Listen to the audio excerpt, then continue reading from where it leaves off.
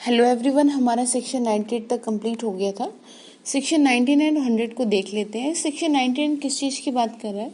99 में बात की गई है थर्ड पर्सन की।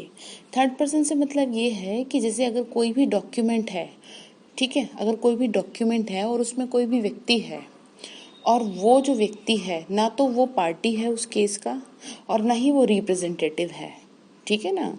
कोई भी डॉक्यूमेंट में अगर कोई पर्सन ना तो पार्टी है उस केस का, उस डॉक्यूमेंट में जिसमें बात कही गई है, और ना ही रिप्रेजेंटेटिव है, तो वो व्यक्ति क्या कर सकता है? एविडेंस दे सकता है। किस चीज के लिए?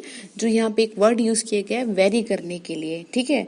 यानी कि ऐसे फैक्ट्स का एविडेंस वो दे सकता है कि जो डॉक्यूमेंट्स की टर्म्स को वेरी करते हो, इन सिंपल वर्ड। और देखिए, यानी थर्ड पर्सन के एविडेंस की बात की गई है। इट मीन्स जो ना तो पार्टी है और ना ही रिप्रेजेंटेटिव है, ऐसी कोई भी फैक्ट्स का एविडेंस वो दे सकता है जिस डॉक्यूमेंट के बारे में बात की जा रही है उसमें फेरफार करने वाले, यानी जो डॉक्यूमेंट पर मुद्दा है ना उसमें फेरफार करने वाले एविडेंस दे सकता है। बट आपको ध्यान यहाँ पे ये रखना है कि ना तो वो पार्टी हो और ना ही वो रिप्रेजेंटेटिव हो, वो तभी दे सकता है ये एविडेंस, ठीक है। बेरेक की लैंग्वेज को देख लेते हैं। बेरेक में लिखा है who may give evidence of agreement varying terms of document, यानी कि दस्तावेज की निबंधों में फेरफार करने वाले करार का साक्ष्य कौन दे सकेगा। तो यहाँ पे इन्होंने क्वेश्चन, ये जैसे कि क्वेश्चन है कौन देगा, यानी वेरी करने की बात आ रही है कि अगर फेरफार करने की बात आए तो कौन एविडेंस देगा टर्म्स, उसके टर्म्स को फेरफार करने के। तो यहाँ पे सिंपली आपको क्या ध्यान रखना है? थर्ड पर्सन देगा, ठीक है। यानी कि देखिए, person who are not parties to a document, जो क्या नहीं है? पार्टीज नहीं है ऑफ अ डॉक्यूमेंट। किसकी? डॉक्यूमेंट्स की। और दिए रिप्रेजेंटेटिव, ना ही वो क्या है? रिप्रेजेंटेटिव है। इन इंटरेस्ट, किसी तरह का क्या है उसमें? कोई इंटरेस्ट है उसके, मतलब उस डॉक्यूमेंट में। मे give evidence of any fact standing a show, क्या कर सकता है? क्या कर सकता है? उस चीज को बता सकता है, उस चीज के लिए एविडेंस दे सकता है, ठीक है। वेरी करने की बात की गई है। देखिए, हिंदी में भी लिखा हुआ है, वे व्यक्ति जो किसी दस्तावेज के पक्षकार का या उनके किसी दस्तावेज के पक्षकार या उनके हित प्रतिनिधि नहीं है, ऐसे किन्हीं भी तथ्यों का साक्ष्य दे सकते हैं जो क्या करने वाला हो? जो दस्तावेज के निबंधनों में फेरफार करने वाले किसी समकालीन करार को प्रदर्शित करने की प्रवृत्ति रखता हो, यानी कि जो भी टर्म्स हैं डॉक्यूमेंट्स में उनको वेरी करने का एविडेंस हो वो, ठीक है। इतनी बात इसमें की गई। तो इसमें सिंपली आपको सिर्फ इतना ध्यान रखना है कि वेरी करने के लिए अगर एविडेंस दिया जाएगा तो कौन दे सकता है? थर्ड पर्सन दे सकता है। लेकिन आपको ध्यान रखना है, 92 में हमने क्या पढ़ा था? 92 में हमने इसी से रिलेटेड बात पढ़ी थी ना कि एविडेंस नहीं दे सकते। लेकिन 99 में हमें क्या कहा गया है कि एविडेंस आप दे सकते हैं। यानी कि देखिए, सेक्शन 92 में जो बार लगाई गई थी किस चीज के लिए? कॉन्ट्राडिक्ट करने के लिए, सब्सट्रैक्ट करने के लिए। आप क्या नहीं दे सकते? आप एविडेंस नहीं दे सकते। कौन से एविडेंस नहीं दे सकते? आप ओरल एविडेंस नहीं दे सकते, ठीक है। लेकिन यहाँ पर जो बात मेंशन है, यहाँ पे जो बात मेंशन है, यानी कि वो जो डॉक्यूमेंट्स के टर्म्स को कॉन्ट्राडिक्ट, वेरी या सब्सट्रैक्ट करने वाली जो बात है, वहां पर तो एविडेंस नहीं दिया जाएगा, ऐसा 92 में कहा गया है। लेकिन यहाँ पर यानी कि सेक्शन 99 में ये कहा गया है कि उन पर्सन्स के अलावा, ठीक है, थर्ड पर्सन, उन डॉक्यूमेंट के थर्ड पर्सन जो है उन डॉक्यूमेंट के अलावा किसी और डॉक्यूमेंट्स के टर्म्स को वेरी करने के लिए एविडेंस दे सकता है। लेकिन आपको बस इतना ही ध्यान रखना है, वो ना तो पार्टी हो और ना ही वो रिप्रेजेंटेटिव हो। Is it clear? जो एग्जाम में पूछेगा वो सिर्फ आपसे इतना पूछेगा कि वेरी करने के लिए एविडेंस कौन दे सकता है, तो आपको ध्यान रखना है थर्ड पर्सन दे सकता है, ठीक है। अब सेक्शन 100 क्या कहता है? सेक्शन 100 में सिर्फ इतनी बात की गई है कि देखिए, जो भी कुछ हमने चैप्टर 6 में पढ़ा, यानी जितने भी हमने सेक्शन पढ़े चैप्टर 6 में, जो भी प्रोविजंस पढ़े, जो भी कुछ बात हमने पढ़ी है, ठीक है, यहाँ पे सिर्फ इतनी बात कही गई है कि ये जो भी कुछ इसमें लिखा हुआ है, इस चीज का या इन बातों का इंडियन सक्सेशन एक्ट पर कोई भी प्रभाव नहीं पड़ेगा, ठीक है, जिसको रिप्लेस कर दिया गया है 1925 के, यानी कि 1925 के तहत उसको क्या कर दिया गया, रिप्लेस कर दिया गया। तो यहाँ पे ये कह रहा है कि जो सक्सेशन एक्ट में जो विल को इंटरप्रिटेट करने वाले प्रोविजंस है ना, उसमें कोई भी इफेक्ट नहीं पड़ेगा। किस चीज का, चैप्टर 6 में जो भी प्रोविजंस दिए गए हैं उनको ले करके, यानी कि जो इंडियन सक्सेशन एक्ट है वो पूरी तरह से फ्री है, किससे, चैप्टर 6 से। ठीक है ना, इतनी बात आपको ध्यान रखनी है।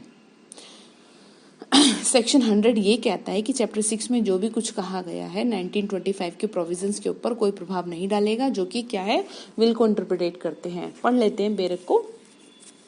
Savings of provision of Indian succession act relating to wills. Nothing in this chapter contained shall be taken to effect any of the provisions of the Indian Succession Act. ठीक है, 1865 जो मैंने आपको बता दिया 1925 as to the construction of wills. Is it clear? तो इतना ध्यान रखिएगा, कोई इफेक्ट उस पर नहीं पड़ेगा। अब जो आपका चैप्टर आ रहा है वो चैप्टर 7 आ रहा है आपका। चैप्टर 7 आपका मोस्ट इंपोर्टेंट चैप्टर है, आप इसको समझ लेंगे। इसको समझने से पहले सिर्फ मैं आपको थोड़ा सा ओवरव्यू दे देती हूँ कि इसमें किस चीज़ की बात की गई है। इसमें बर्डन ऑफ प्रूफ की बात की गई है। बर्डन ऑफ प्रूफ क्या होता है? बर्डन ऑफ प्रूफ को अगर हिंदी में कहा जाए तो उसको बोलते हैं सबूत का भार। सबूत के भार के विषय में बात की गई है। पार्ट आपका 3 है, चैप्टर आपका 7 है, जो बात करता है production and effect of evidence, यानी कि साक्ष्य का पेश किया जाना और उसका प्रभाव।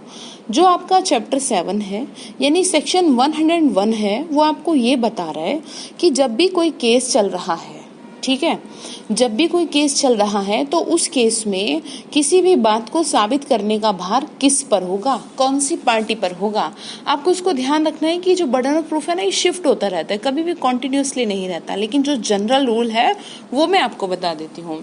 जनरल रूल ये है कि जब तक एक्यूज की गिल्टी को प्रूव ना कर दे प्रोसिक्यूशन, तब तक क्या है, जो बर्डन ऑफ प्रूफ है वो प्रोसिक्यूशन पे ही रहता है। यानी कि जनरल रूल ये है कि जो डिनाई कर रहा है कि मैंने कोई क्राइम नहीं किया, उसके ऊपर भार नहीं है इस बात को साबित करने का कि वो ये साबित करे कि उसने नहीं किया।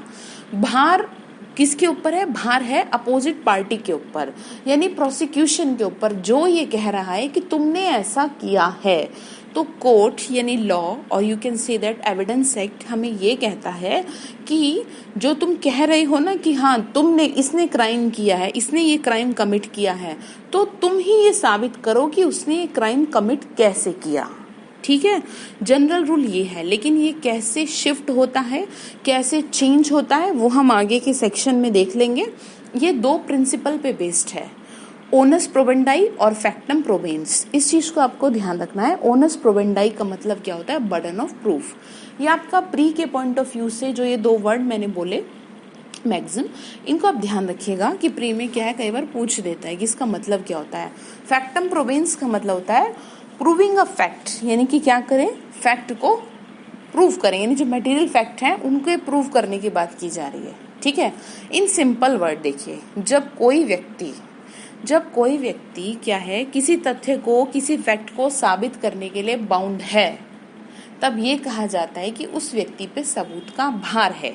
या फिर इन अदर वर्ड्स कि अगर आप कोर्ट से ये चाह रहे हैं कि जी कोर्ट आपके इस फैक्ट पर या इस एग्जिस्टेंस फैक्ट पे क्या करे, जजमेंट दे या आपके फेवर में बात बोले, ठीक है, कि आप बोल रहे हैं कि ये सही बोल रहे हैं, तो कोर्ट आपसे ये कहता है कि आप पहले सेटिस्फाई तो करो मुझे, मैं आपकी बात कैसे मान लूं, आपके लिए यानी आपके फेवर में जजमेंट क्यों दी जाए।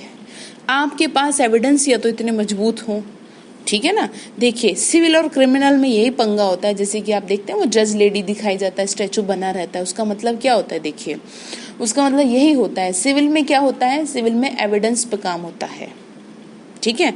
जिसने ज्यादा एविडेंस दिए उसका पलड़ा उतना ही भारी हो गया, और जिसके कम एविडेंस थे वो केस हार गया। लेकिन क्रिमिनल में क्या है? क्रिमिनल में तलवार दिखाई गई है। आपने देखा ना वो जो लेडी दिखाते हैं, एक हाथ में तराजू दिखाते हैं और एक हाथ में तलवार दिखाते हैं। जो तराजू है वो किस चीज का सिंबॉलिक है?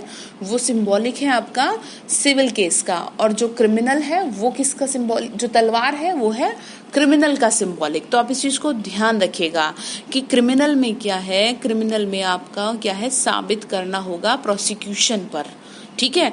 यानी कि अगर आप ये कह रहे हैं जी इसने मतलब इसने ऐसा किया है, ठीक है, इसमें एक वर्ड यूज किया गया आपके बेरक में, अफर्मेटिव पोजीशन, ठीक है। जो भी व्यक्ति अफर्मेटिव पोजीशन को क्या कर रहा है, बोल रहा है, ठीक है, यानी कि सकारात्मक बात कह रहा है कि जी नहीं इसने किया है, तो उसी को करना है साबित कि कैसे किया है, ठीक है। तो चलिए हम आगे अब इसको कंटिन्यू करते हैं, नेक्स्ट वीडियो में कवर करते हैं।